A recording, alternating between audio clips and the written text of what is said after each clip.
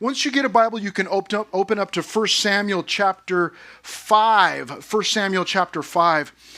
And as Sarah was just praying, and she rightly said that Mariah prayed a very similar thing in the previous service. You know, there's a lot going on in our world today.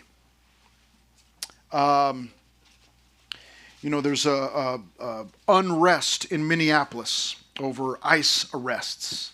There's, you know, we see that same thing from time to time in LA, and, you know, wars in different countries, and that's not to mention problems that are going on in your own life, maybe with your family or with friends at school. You know, there's just so many different opportunities for craziness, you know, bad things to happen, challenges. And we have the Bible. And now the great thing about the Bible is we believe it to be God's word, that it came from God, that he used people to write it, but God was ultimately the author. And the other great thing about the Bible is that it doesn't change. And the fact that it doesn't change means we can depend on it. We can always go back and read it and know that it's going to say the same thing, but we can always go back and find out, okay, wait a minute, what is the truth? When we're looking at a world filled with problems, and when we're looking at a world filled increasingly with AI, and we're looking around and going, man, what's real and what's right and what's true and what's false, we can open up the Bible and go, let's see what God's word says. And, you know, it is, that's why we base our lives on the Bible, because it's God's truth. It doesn't change. It's always the same. You know, emotions go way up and down. Problems are up and down. Presidents come and go. You know, leaders and principals, and, you know, people get sick and die and all the different things. But God's word stands the test of time. And so that's why we take so much time to study it on Sundays, on Wednesdays. That's why we are going to camp next week and we're having Bible studies there. That's why we do Ultimate Frisbee and we stop and have a Bible study. That's why we have a worship night at Matt Perry's at the Perry's house. And we stop and read the Bible there. Why are we always reading the Bible? Because it's God's truth. And we need all of it to get into our minds and into our hearts. And today is no different. 1 Samuel, we're actually going to cover, for the first time in a while, I used to do this more often, we're going to cover 2 chapters, 1 Samuel 5 and 6. And in the first service, Josiah saw me grabbing a stool to sit down, and he asked me, oh, is it a sitting down day? And it is. What does that have to do with anything? What does that indicate? It indicates something, actually. When we're at a Bible teaching church, right? We open up the Bible and we read. When we study the Bible the way that we do, when we start in Genesis and we've been working our way through over the last, from Genesis. Well, I'm sorry. When I first got here, I taught Nehemiah. And then I immediately went into Genesis. And we've made our way slowly through all of those books and now into 1 Samuel. And that's taken 8 years to get that far. But when we hurry up. And I used to move along faster. But I'll tell you a story about that someday, but not right now. But when we study the Bible that way, we learn more than just the Bible study. We learn about the Bible. Now, in the Bible, there are different types, different styles of writing. Okay, you open up to Psalms, you're going to find poetry. You go to the New Testament, you're going to find something called epistles. It's a fancy word for letters that Paul wrote and Peter wrote, and other Luke, the Gospels. You have the Gospels, Matthew, Mark, Luke, and John, and then you have narratives. That it's a narration. It tells a story, which is what we're in right now, which is what the Old Testament is. It's a narrative. We're following along the story. But if you were to go to the book of Acts in the New Testament, that's a narrative. There's a story being told. And again, the gospel narrative. So there's different styles of writing. And today, for the first time in a long time, we come to a true narrative in every sense of the word. And what that means is for you and I, there's a story being told. But really, this morning is going to be a little break from what we normally would do, where we've got some main points that I'll get up there, but we won't have any sub points. And there aren't multiple lessons. There's really only one lesson. And is as basic as that sounds, it is what we will find at the end of these two chapters. What we're going to draw out, what's there is God's love. Now that is strange when you look at our title for chapter 5 and 6, which says judgment. And we go, love and judgment, what's all that about? I think many of us have a good idea already, but we will see what that means as we go through. Now, what this is going to do is, or what this is going to be today, it really is like story hour. When you were little, and you were in elementary school, like kindergarten, preschool, kindergarten, maybe first grade, you would have story hour where, all right, everybody sit on your square. Maybe you had to go in your class, you might have, maybe go grab your square of carpet, and you set the square down, you had to sit on it. Teachers did that because you were so disobedient that they had to try and keep you in one spot for a little bit. Or you're just going to sit in your chair, but the teacher would read to you, just read a story. Well, that's most of what we're doing this morning or today, this afternoon, is that. It's going to be me reading to you. That would have been great. And you know what would have been great is a felt board. Anybody ever seen a felt board? Okay, back in the olden church days, there used to be felt boards, and you would have these little felt pieces and characters that you would put on the board. But I was never any good at that. So anyhow, we are in 1 Samuel chapter 5, continuing our story. Now, just to remind you, last week, chapter 4, the Israelites were fighting with the Philistines. They lost the first battle. They said, hey, somebody go grab the Ark of the Covenant. And they brought that. They lost the war anyways, and the Philistines stole or took the Ark of the Covenant.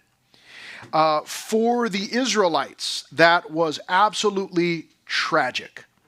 In fact, Eli, when he heard about that, the priest, he fell back, broke his neck, and died because of the impact of it.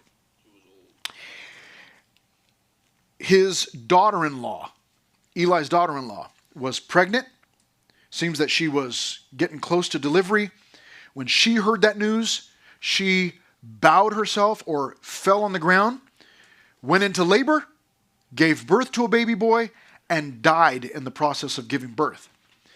And we're told that those things happened because those two people realized the Ark of the Covenant is gone. What's so special about the Ark of the Covenant? It was just a box. What's so special about it? Well, not only was it a box that was designed by God, and so he had somebody else build the box, but it was designed by God, and what was so special about it was made to hold a few special items. There was a copy of the Ten Commandments. There was manna donuts. No, I'm just kidding, manna. You go, what? Manna donuts? Manna donuts are what we had last week. Remember those donuts that we had last week? Where are they now? They're long gone, buddy. Okay? Those donuts were just, it's from a shop called Manna Donuts. And I just feel like it's so fitting, Manna donuts. Anyways, manna was a special bread or food that God had fed the people. And then also there was a special rod in there that belonged to Aaron. It had budded flowers. God had miraculously caused it to bud flowers. So those were in there. But what was so special about this, what made it the ultimate special storage box, was that on top there was a gold lid. And God had said, I'm going to meet with you above that golden lid. I'll meet with you there. So when the box got stolen, Eli and his daughter-in-law, they both realized that it was symbolic. If the box got stolen, that means God is gone, man. He's not with us anymore. They had been living in disobedience. They had treated that special box like a lucky charm, Oh, we're losing the battle. Go get the box. But what they didn't realize, they knew that that's where God was supposed to meet them. what they didn't realize, they didn't realize what they were doing. That was like being in the middle of a problem or in the middle of a war, and someone said, "Hey, go get the king." And then some guys run over and they grab the king's throne and they bring the king's throne back, but they leave the king over there. It's not going to work. It's like you brought the Ark of the Covenant, but you are living in disobedience to God, and God he's not with you right now. And so they didn't realize that. So now what happens, chapter 5 and 6, is what happens with the Philistines, because they've got the box. So what about the Philistines? Let's find out. Verse 1. Then the Philistines took the ark of God and brought it from Ebenezer, which is where they captured it, to Ashdod. Let me go ahead and put this up there. We're reading right now verses 1 to 5, defeating Dagon. Who's Dagon? I'll tell you. When the Philistines took the ark of God, they brought it to the house of Dagon and set it by Dagon. Now, what is Dagon? Dagon was their god, their idol. And the house of Dagon means Dagon's temple. Now, Dagon had the statue that they had of Dagon, their god, was a man from the waist up. From the waist down, he was a fish, like a merman, essentially. He did have hands and a head and had arms, and we'll see that here in just a moment. But he was known by the Philistines to be the god of the land, that's the top half, and the god of corn, because corn grows on land, and was necessary for them to survive. It was a huge food source. But also he was the god of the seas, so land and sea. I mean, he's got it all covered, right? He was also believed to be the father of Baal, B-A-A-L, which is, we read about Baal oftentimes in the Old Testament. Lots of people, the Canaanites, worshipped Baal. Now, when the people, so they bring the Ark of the Covenant and they set it in there in Dagon's temple. Now, either they were setting that up as a trophy for themselves. Look, we're collecting gods. Or they set it up as a trophy for Dagon. Look, Dagon, here's the god you captured.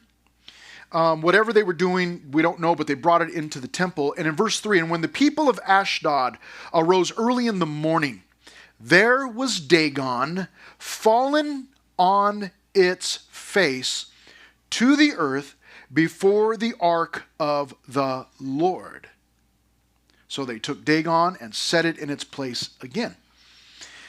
Now, I love these two chapters so much. I love every chapter that we go through. But these two chapters are so strange. Just so very... this is not even the strangest part. It's going to get even stranger. And so awkward. And I just love it. But here's how it begins. They go back in the morning, they look to go worship their god, Dagon probably, and they find the statue of Dagon fallen, and the statue is bowing before the Ark of the Covenant. Now, you and I would go right away, we'd go, that's got to be God.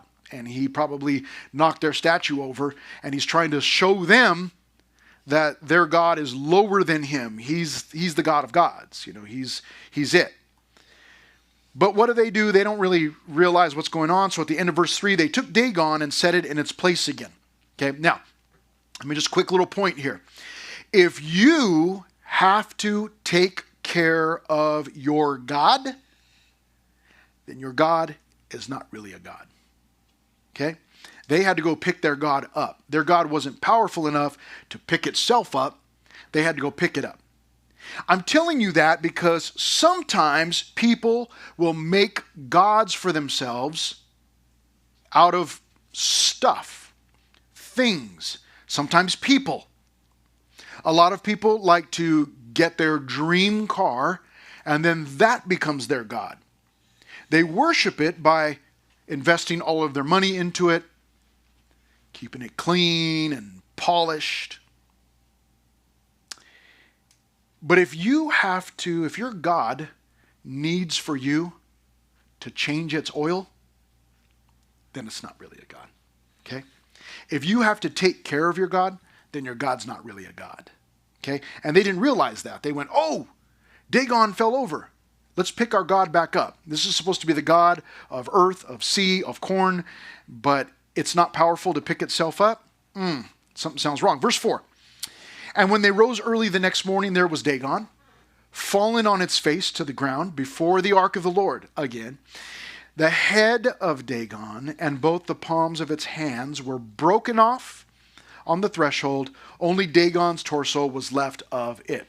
So God said, enough of this. He knocked that statue over again. Head pops off, arms pop off, or the hands pop off. And God is trying to show them, your God is not really a God. Okay?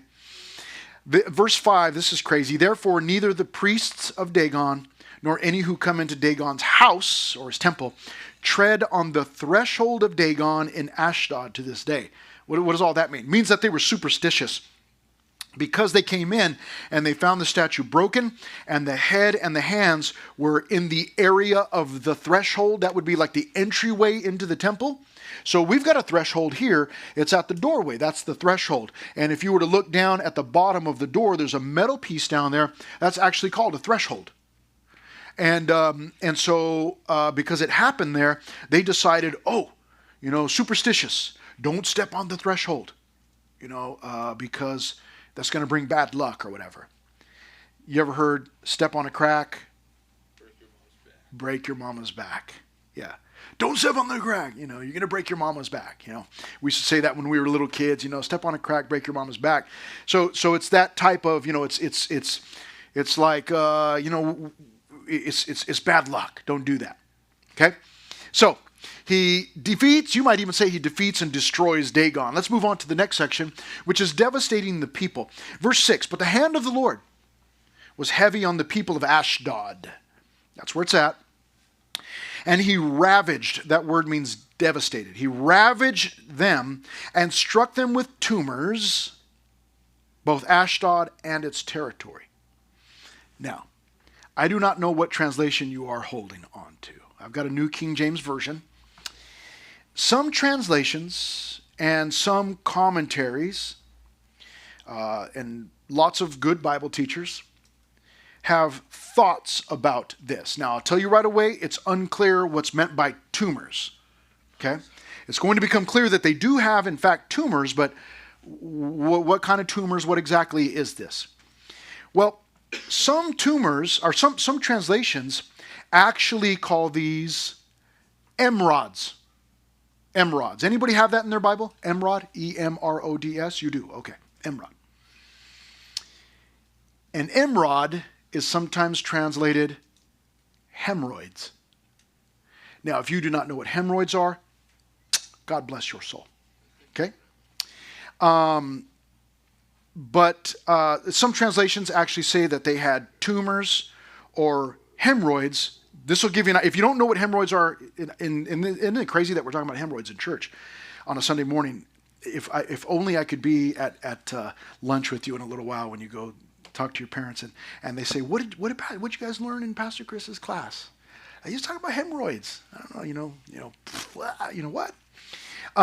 But some translations actually say that they had tumors on their private parts. Yeah. So emerods or hemorrhoids or tumors, we don't know. Now what we do find out in the next chapter is they had tumors on their body, so it kind of makes it sound like they were spread out all over the body. But this is, this just shows you, reveals to you just a little bit my strange mind.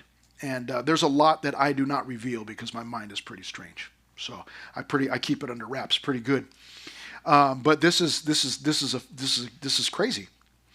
So these people are suffering. Why are they suffering? They're suffering because they have this box, this Ark of the Covenant. Verse 7, and when the men of Ashdod saw how it was, they said, the Ark of the God of Israel must not remain with us. We got to get rid of this box. For his hand is harsh toward us and Dagon our God. So they got the right idea. We got to get rid of this box. Verse 8, therefore they sent and gathered to themselves all the lords of the Philistines, all the leaders, and they said, what shall we do with the Ark of the God of Israel? And they answered, let the ark of the God of Israel be carried away to Gath. So they carried the ark of the God of Israel away. Now this is crazy. You go, oh, well, I mean, what's so crazy about that? You know, the Philistines knew that they were suffering because they had the Ark of the Covenant, and they sent it away to these people, the people of Gath. Goliath of Gath. You ever heard that? Gath. What's crazy is the people of Gath were Philistines. So they said, oh man, we're suffering, we're dying, we've got tumors. What should we do with this box? I know, let's send it to our neighbors. Craziness. This gives you a little clue into how the Philistines operated. Sometimes we're reading through the Bible and we go, oh man, these poor people, the poor Philistines, they're just minding their own business. No, they actually even hated one another, depending on where they were from. And here, that's evidenced by, oh man, we've got tumors. And what we'll find out actually in chapter 6 is that there were also rats involved. We'll see that. Rats and tumors. What should we do? Let's send it to our neighbors. So they sent it to those in Gath. Verse 9, so it was after they had carried it away that the hand of the Lord was against the city, that's Gath, with a very great destruction. And he struck the men of the city, both small and great, and tumors broke out on them. Therefore they sent the ark of God to Ekron, the Ekronites. And that sounds great. Finally, they got it. They sent it to someone else. Guess who the Ekronites were? They were actually Philistines also. Man, those people got tumors and died. Those people got tumors and died. Let's send it to the Ekronites. Let's send it to our neighbors. They sent it to us. Let's send it to them. And so here they are sending it to the next group. Verse 10, so it was, therefore they sent the ark of God to Ekron. So it was as the ark of God came to Ekron, that the Ekronites cried out, saying, they have brought the ark of God of Israel to us to kill us and our people. They did.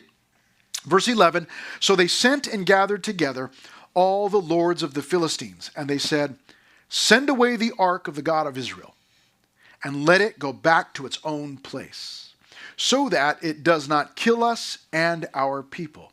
For there was a deadly destruction throughout all the city. The hand of God was very heavy there. So people are dying. Verse 12, and the men who did not die were stricken with the tumors, and the cry of the city went up to heaven. So everybody is suffering. Everybody's dying. Tumors. There's also rats involved, which we will find out here in just a moment. But we see, what does God do? Defeats Dagon and devastates the people. Let's go to 1 Samuel chapter 6 now. We're moving right along.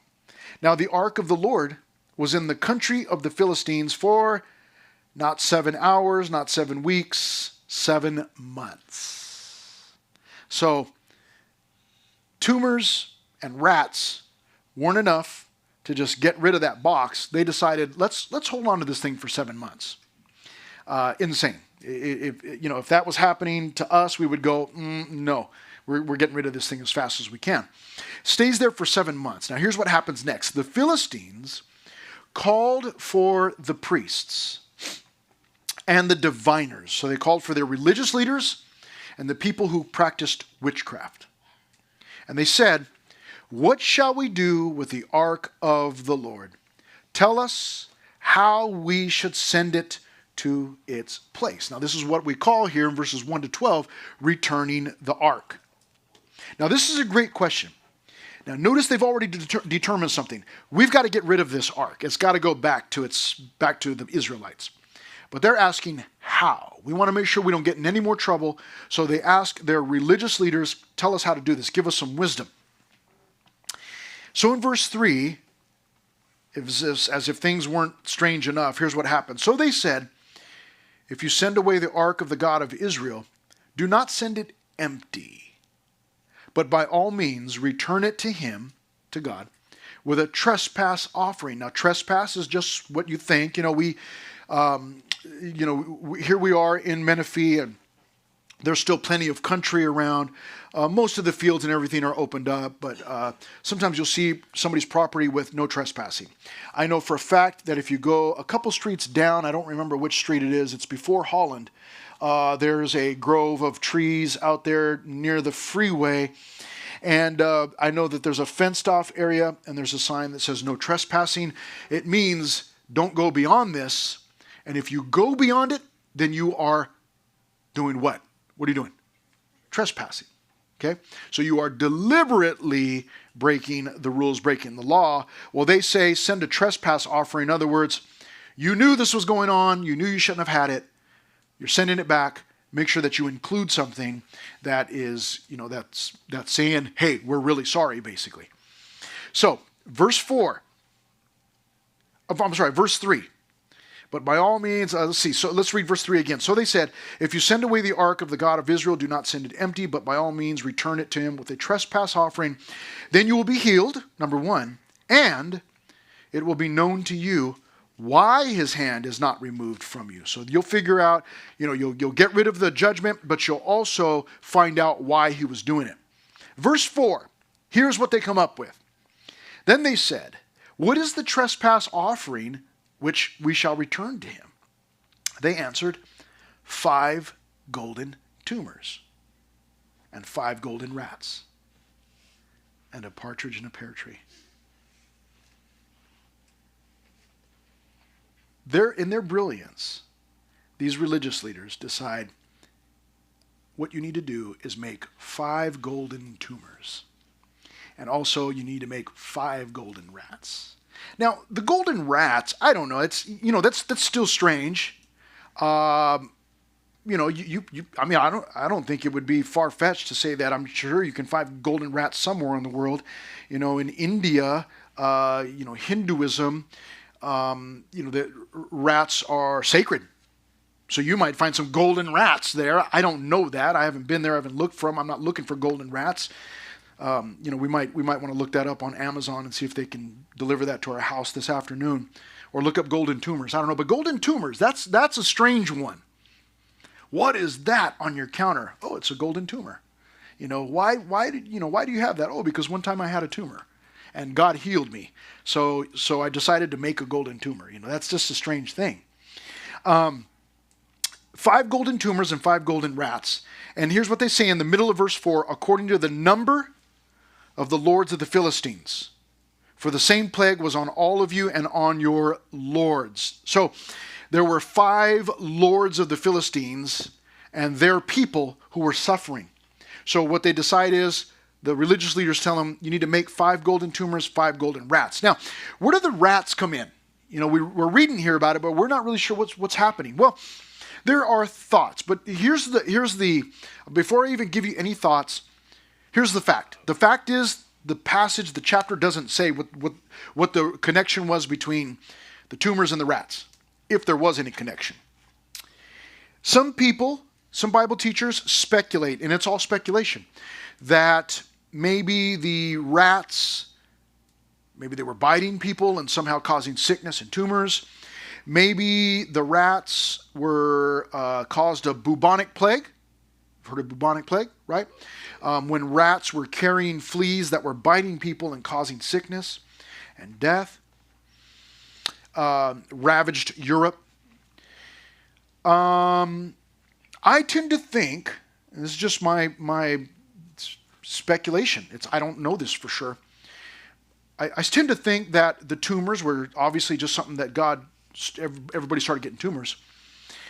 And that the rats, perhaps, maybe that God sent a rat infestation. Why a rat infestation? Well, because Dagon was not only God of the land and God of the sea, but what else did I mention? He was God of the what? Corn, yes. All 2 of you paid attention, thank you. Corn. And maybe the rats were sent to eat all their corn. So maybe that's what was going on there. That's one of those things like, oh, I'll find out when I go to heaven. When I go to heaven, I'm not going to care. Okay, so that's just a speculation there. So, so they say, verse 5, therefore you shall make images of your tumors and images of your rats that ravage the land. There it is, ravage the land. So that's what I'm thinking. The rats were eating up all the corn. And you shall give glory to the God of Israel. Perhaps he will lighten his hand from you, from your gods, and from your land. Verse 6, Here's their own religious leaders. Here's what they ask. Why then do you harden your hearts as the Egyptians and Pharaoh hardened their hearts? They give them a history lesson. Don't you know what God did to the Egyptians? Why are you hardening your hearts? Why are you holding on to this thing for 7 months? Let it go. Let it go. Okay? When he did, verse 6, they ask him, they continue to ask questions. When he did mighty things among them, did they not let the people go that they might depart? Like, they're basically, their own religious leaders are going, don't you remember what happened to the Egyptians? Duh. You know, they held on to the people, and what did God do? Everything got worse. Why are you holding on to them? Let them go before things get worse. I mean, I can hear it there.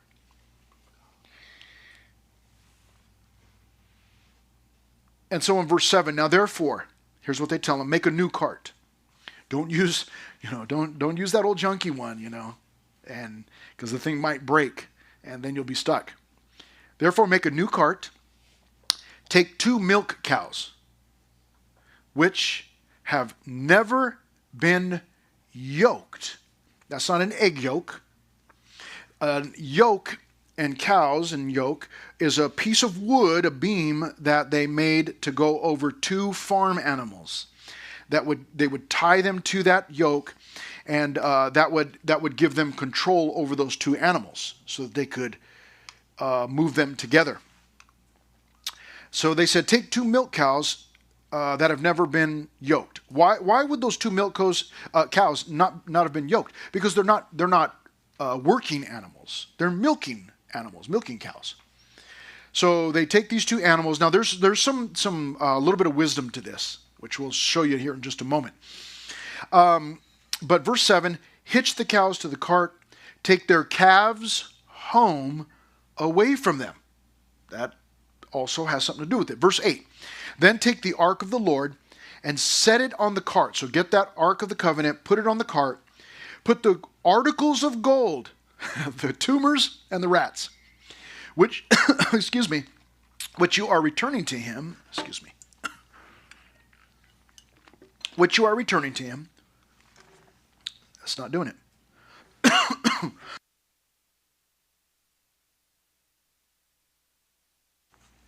Which you are returning to him, verse 8, and put the articles of gold which you are returning to him as a trespass offering in a chest by its side, then send it away and let it go, and watch. If it goes up the road to its own territory, to Beth Shemesh, then he, that's God, has done us this great evil. But if not, if it doesn't go up the road to Beth Shemesh, then we shall know that it is not his hand that struck us. It happened to us by chance. It was just bad luck. Then the men did so in verse 10. So they took 2 milk cows and hitched them to the cart and shut up their calves at home. And they set the ark of the Lord on the cart and the chest with the gold rats and the images of their tumors. Isn't that funny to think they made golden tumors? Like, hey, we got to make, here, let me see your tumor, Bring your tumor over here, maybe they cut one out or something and, bring your tumor over here. We got to make a copy of it in gold, It's like, I don't know. I don't really like your tumor. See, let me have your tumor or whatever, What a strange thing. So they brought those things. Verse 12, then the cows headed straight for the road to Beth Shemesh and went along the highway, lowing, moo, as they went, and did not turn aside to the right hand or the left. And the lords of the Philistines went after them to the border of Beth Shemesh. What is all that about? Here's what this is about. They took 2 milk cows. If they're milk cows, that means they have babies, right? We call those calves. Now, a milk cow is producing milk, and it wants to milk its calves. So it is going to look for its calves. And I am told, I do not know this, from experience because I don't really hang out with cows, but that cows, when they are looking for their calves to milk, that they have a higher pitched moo, essentially.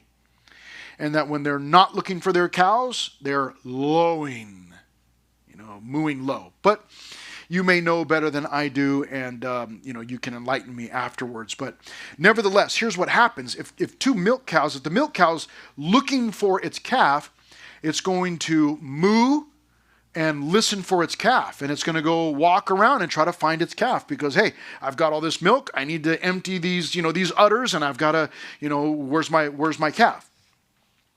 Well, what happened with these milk cows, strangely enough, is they didn't look for their calves at all. They got on the road and went straight for Beth Shemesh. What is Beth Shemesh? That is Israel territory. That's Israelite territory. So they went directly back home. So it was clear at that point that God was in charge and he was in control, and he was directing these two milk cows right back home to take the Ark of the Covenant back home. That it wasn't by chance, it wasn't bad luck, it wasn't happenstance, that it was God in control the entire time. So that's what becomes clear to them. Now, we have then receiving the ark, which is our last division. Verse 13, now the people of Beth Shemesh were reaping their wheat harvest in the valley. So they're all out there on their farms. And they lifted their eyes and saw the ark and rejoiced to see it. Then the cart came into the field of Joshua of Beth Shemesh. Yes, I own land there. Yeah, you own land there, Beth Shemesh. I also own Josh Soap. Then the cart came into the field of Joshua of Beth Shemesh and stood there. So that the cart just comes rolling right into his property and goes right into his field and just stops. And it says in verse 14, it stood there, a large stone was there, how convenient. So they split the wood of the cart and offered the cows as a burnt offering to the Lord. How convenient.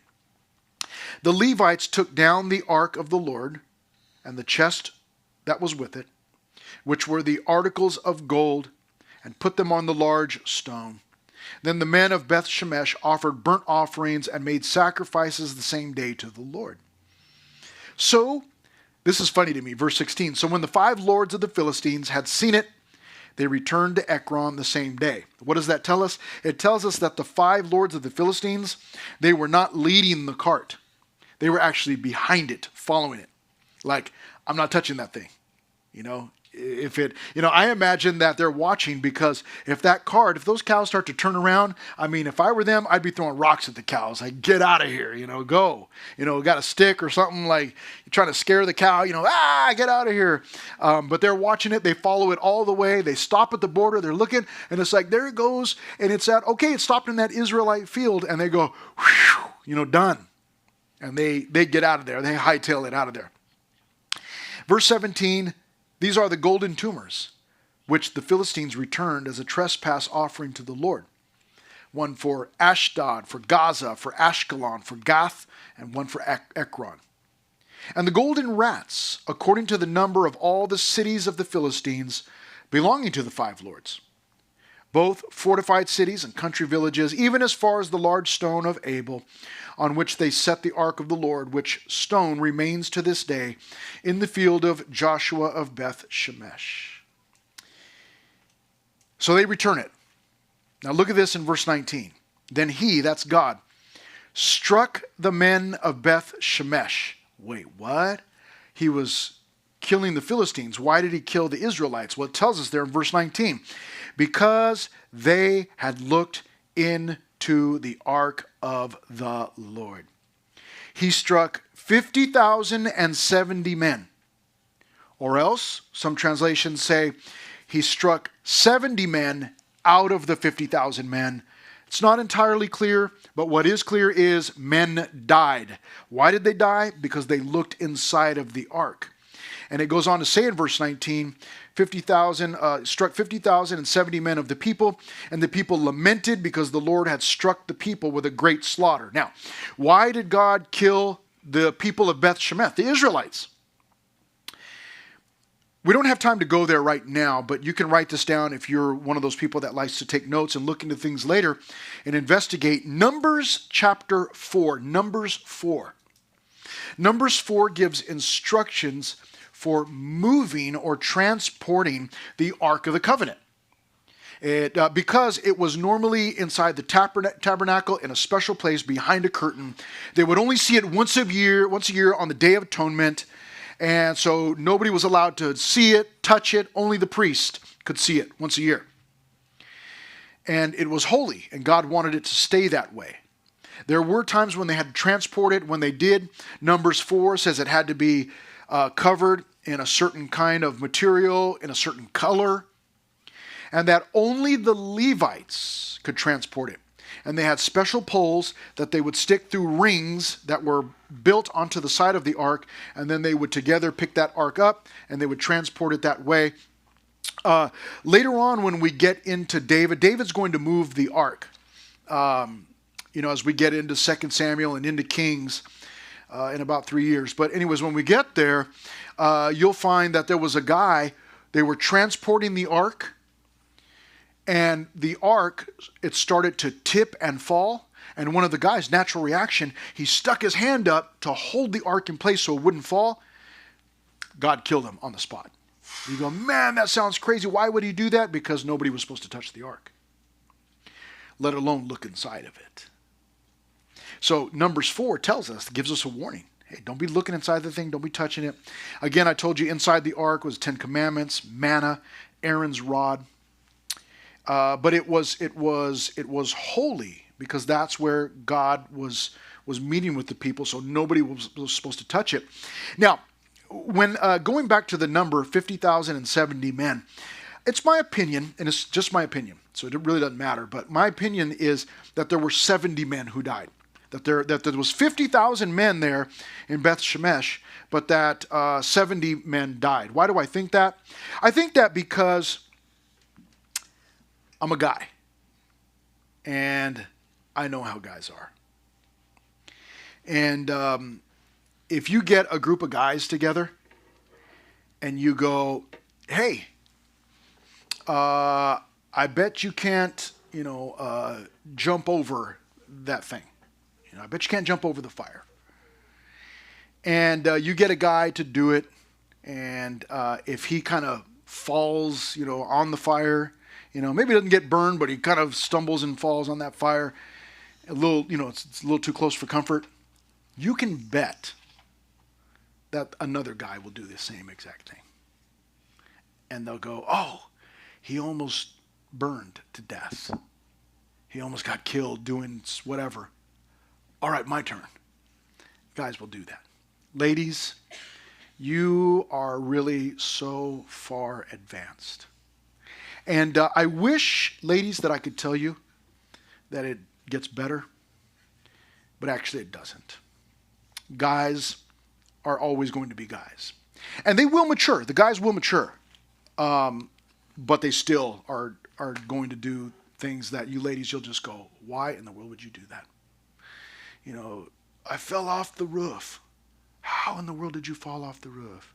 Well, I was trying to do such and such, or whatever. And you'll look at ladies, you'll look at your husbands later on, you'll just be like, why would you do that? What's wrong with you?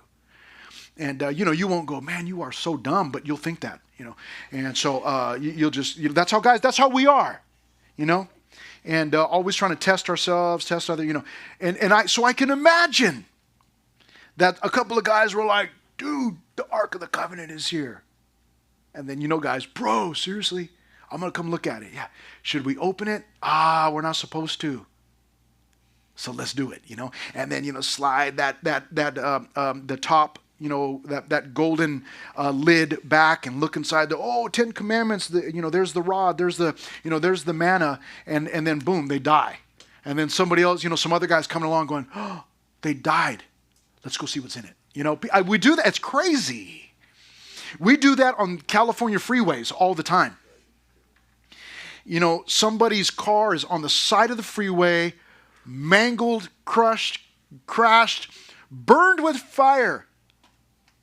And we will slow down to like 10 miles an hour on the freeway. People coming behind us, 60, 70, 80 miles an hour. But we want to see, what happened? It's like somebody died here. Let me slow down and look. We do that all the time. But guys are just, we do that so often. So these guys died from looking in it. We're supposed to look in it. It's holy. Verses 20 and 21, let's finish. And the men of Beth Shemesh said, who is able to stand before this holy Lord God? That's a good question. Nobody. And to whom shall it go up from us? Like, what they're saying there is, how do we get rid of this thing? Who's going to take it? So they sent messengers to the inhabitants of Kirjath-jearim, saying, the Philistines have brought back the ark of the Lord. Come down and take it up with you. So basically what they did was they called for the priests, the Levites, and the Levites came and moved it. Call in the extraction team. They came and got it and moved it to where, because they realized, don't touch this thing. I told you at the beginning, there are not a lot of these lessons we go through and we go, well, yeah, the Philistines were dumb and they shouldn't have done any of this. But for you and I, what's the lesson? I told you at the beginning is, even though we've got the word judgment up there, the lesson is God's love. Now, how do the two, what do you mean? How do the two go together? Well, God loved his people so very much that he wanted them, even though they're living in disobedience to him at the time, he loved them so much that he wanted the meeting place, the Ark of the Covenant, back with his people where it belonged. So in order to get that back with his people where it belonged, he punished the Philistines. So he loved his people so much that he judged the Philistines. He loved his people so much that he didn't want more guys dying. So this group of men at the end there that died from looking inside of it, he killed them also, because if he didn't, more people would look in and abuse this thing, and it would just get out of hand very quickly. And so he put an end to it real quickly. Here's the lesson, real simple. God loves you. And he loves you so much that he is willing to and will judge us and or anything else that is going to hinder our relationship with him. What do I mean by that? I mean that if you and I are going to get involved in some sinful activity or sinful behavior, God will judge us or discipline us for that in order to keep us in a good standing relationship with him. Now, sometimes we can fight him and say, leave me alone. I want to do what I want to do. And he will allow us freedom. But he will make an effort to stop us. Sometimes it's going to be a person. Sometimes it's going to be an object. Sometimes it's going to be an activity.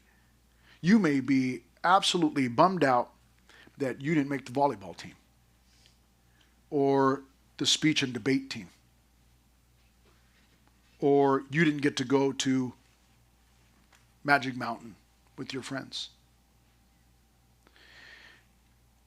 You need to understand that God oftentimes, because of his love for us, that he will stop us from going down a certain road in a certain direction. Why? Because he knows far better than we do where that road leads to. And that road, you may see it as just, well, I was just going to play volleyball. That's harmless. I don't know. You don't know. We don't know what was down that road. And it may be that going down that road was going to lead to somewhere else and was going to eventually draw you away from the Lord. And so instead of allowing you to go all that distance and leave him, he did his best to stop you way up here. And so he didn't allow something. Instead of going, oh man, God is so unfair and he's a party pooper and he hates me and why doesn't, I'm a Christian, why doesn't God just bless me? He did. But he didn't allow me to do this thing. Exactly. Because he loves you. Well, why do you say that? There's nothing wrong with such and such, being on the speech and debate team. There's nothing wrong with that. Well, maybe not. But maybe that was going to introduce you to somebody that was going to draw you away from the Lord. I don't know. But God loves you, and he loves me, and so he oftentimes will judge us because of that love and will stop us or stop other people or stop things or stop. He will not allow us to proceed with some activity or in some direction. Now again, sometimes we can fight him and say, leave me alone, I'm going to do my own thing. But he will make an effort because of that love. He loves you. So we want to be thankful for what we get to do and what we do not get to do. God's in charge. We got to remember that. Real simple. We've got a mile-high mission.